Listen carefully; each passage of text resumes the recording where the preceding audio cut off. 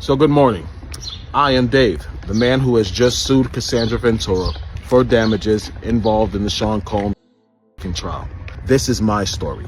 I was paid by Cassandra Ventura, for 8 years to be her male provider. I didn't have to be the best looking guy. I was the best in bed. And because I was the best in bed, guess what? I was given this arrangement. I was coerced. I was manipulated with promises of money and gifts for over a period of 8 years to continue to be this woman's provider at her expense and at the expense of Diddy. Now, up until this point, we've only seen this male escort, the Punisher, speaking about his experiences in public interviews. But now there's another. And this gentleman is not only speaking about it, but he's suing both Diddy and Cassie for how he's been wrong. If Diddy thought dodging the feds was the final boss battle, he clearly didn't see this plot twist coming, because now it's not just about charges, it's about health, hidden encounters, and a leaked STD list that's got everyone shook. Word on the street is that one of Diddy's former lovers just dropped a list of celebrities Diddy may have passed an STD to. This started gaining traction after Clayton Howard, an escort who usually goes by Dave, came forward with some disturbing claims that pulled Diddy and Cassie right back into the spotlight. According to Dave, he wasn't just some party guest at Diddy's freak-offs, he was hired for very specific purposes.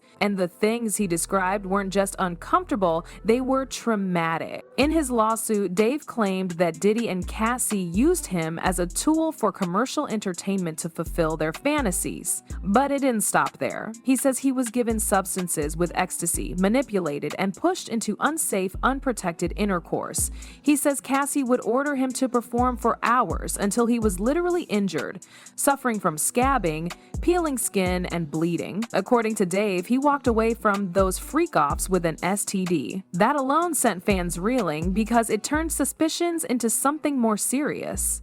His story didn't just go viral, it gave people a name, a timeline, and a reason to look twice at every rumor that had been floating around for years. But Dave didn't stop there. She still had unprotected sex with me, and that was the strange part for me. I didn't want to have unprotected sex with her. I wanted to put a condom on. But she insisted on it. She told me she was on birth to put a condom on. But she insisted on it. She told me she was on birth control now, so we didn't have anything to worry about. She seduced me into telling me it had been months and she was missing me and all of this other stuff. So I succumbed and I had unprotected sex with her again. But when I left, I remember thinking to myself, for her to just get pregnant and be crying and saying it was so traumatic to go back and do this again, I lost a lot of respect for her after that. And that's when I really started to look at her like maybe she was just a... I don't mean that with any disrespect, but the truth is the truth. If a woman is willing to have such promiscuous sex with so many men without any thought or any indication of getting pregnant, that's what she is. She's just a loose woman. And maybe that's what Cassie is in her heart. She's just... In an interview, he described how these encounters were never consensual in the way people might assume. He said he was pressured and trapped in a toxic environment. He described Cassie as manipulative, claiming she used her influence over him while also being locked in her own abusive relationship with Diddy. It was a dark cycle, and Dave says he was pulled right into the middle of it. And just when you think that's the worst of it, Dave leaked a list of people Diddy had also exposed to STDs, and according to sources close to the case, some of those names showed up in messages pulled by prosecutors during Cassie's investigation. This wasn't just a wild claim, it was being supported by digital evidence, text conversations, and overlapping timelines that lined up with what Dave was saying. Now, the exact names on the list haven't been officially confirmed, but one name that started trending immediately was Saucy Santana. This wasn't totally out of the blue either. Fans already had their eyebrows raised when Chef D, Santana's ex, went off in a chaotic rant on social media. He accused Santana of hiding an STI and even implied he had test results to prove it. He was throwing out specifics and dropping just enough info to make it clear he wasn't playing. But here's where it gets even more twisted. According to Jane Doe's testimony, Santana was allegedly present at more than one of Diddy's freak-offs. She said she saw him being passed around the room working the event as an escort. That lined up way too perfectly with what Dave was saying about Diddy sharing partners with his industry friends. In fact, Jane Doe said she ran into Santana at Diddy's and again at another big-name rapper's event. And just when the timeline couldn't get messier, Will Smith's name surfaces. I don't have shit to do with Puffy. So y'all can stop all that videos.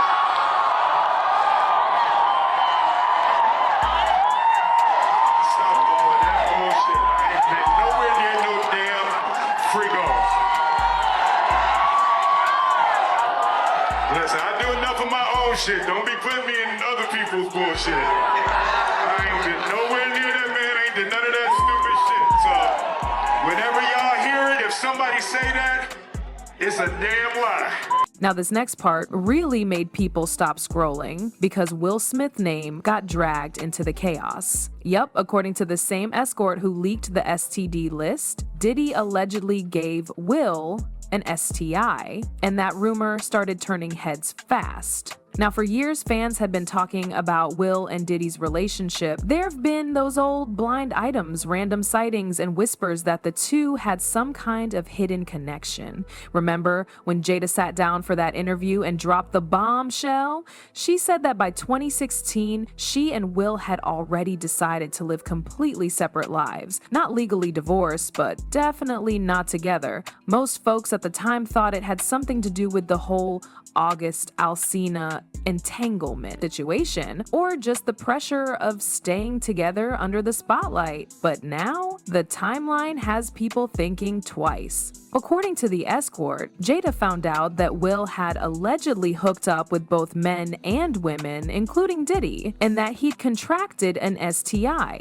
That would change everything. Suddenly, it wasn't just about relationship problems, it was about health, betrayal, and personal risk. Jada wasn't just protecting her peace, she may have been protecting her body. And here's where it gets even messier. Just hours after the escort named Will, news suddenly broke that Will and Jada were officially getting a divorce. The timing was just too close to ignore. The media framed it like Will had made the decision to move forward, but fans weren't buying it. If what the escort claimed is even partly true, then it looks more like Jada was already done and the public announcement was just a cleanup job. But Will wasn't the only one whose past got a whole new light. Let's not forget, Usher used to live with Diddy when he was just 13 years old. He moved into Diddy's home in New York as part of a mentorship arrangement, but years later, Usher admitted in an interview that the environment was strange and filled with things he wouldn't expose his own kids to. That comment alone made people side-eye their relationship. And now that Diddy's facing a flood of allegations tied to abuse, freak-offs, and STD scandals, fans are revisiting all of those moments in Usher's career that seemed off. But there's more. Usher's also been hit with 3 separate lawsuits from women who claimed he gave them herpes. While those cases specifically focused on herpes and didn't involve Diddy directly, people online are connecting the dots. If Usher did contract an STD during those early industry years, and if he was living with Diddy during a vulnerable time in his life, it's not a stretch for people to question what really went down back then. The timelines are messy, but suspiciously parallel. Fans have pointed out how Usher went quiet during certain moments, how vague some of his old interviews were, and how much of his personal life stayed under wraps despite his fame. And when you put all of that next to what's coming out about Diddy, it creates a pattern that's hard to ignore. And speaking of suspicious behavior, Meek Mill didn't do himself any favors either. Man, you doing it, man. You deserve it, Daddy. You putting in that work. Proud of you. I love you.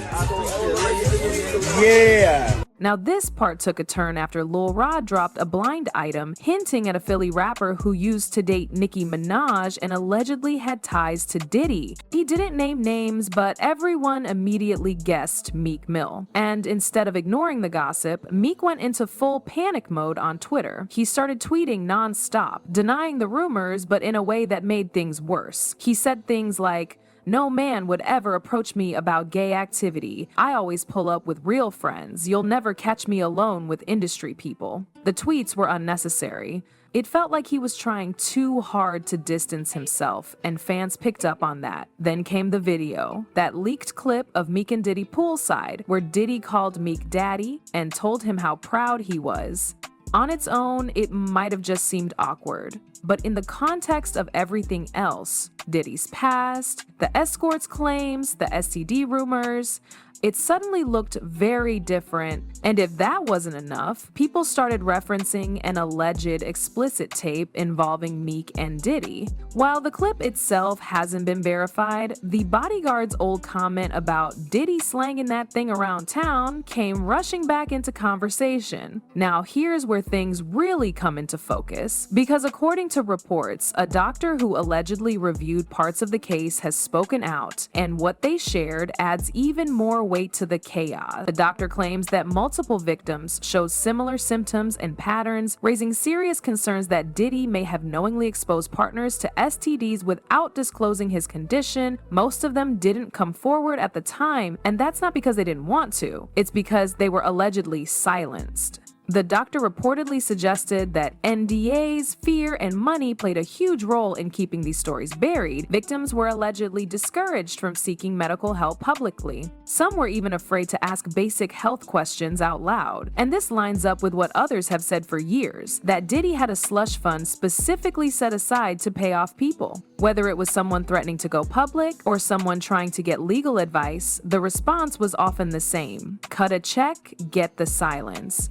It wasn't just about lawsuits, it was about control. If you got too loud, you'd allegedly get a visit. If you pushed back, you might get followed. It created a culture of fear where victims felt trapped, and even those who wanted to speak out often backed down once the legal pressure hit them. Some insiders believe this hush fund was carefully managed, with money being funneled through assistants or shell companies. The goal wasn't just to make the stories disappear, it was to make the people disappear, at least from the conversation. But as we've seen lately, no amount of money can keep the truth buried forever, because now people are finally talking, the stories are lining up, the victims are finding each other, and what started as whispers is turning into something much louder. This isn't just celebrity tea, it's about power, abuse, and what happens when the secrets finally catch up. For years, Diddy was protected by his image, his fame, and his money. But now, the walls are closing in. And with every new leak, people are starting to see a much darker story hiding underneath the glitz. Who do you think will speak out next? Do you believe the leaked list is real? Or do you think it's revenge-fueled fiction? Let me know in the comments below. I want to hear your thoughts, and if you think this was wild, wait till you hear what Cassie's lawyer just revealed in court.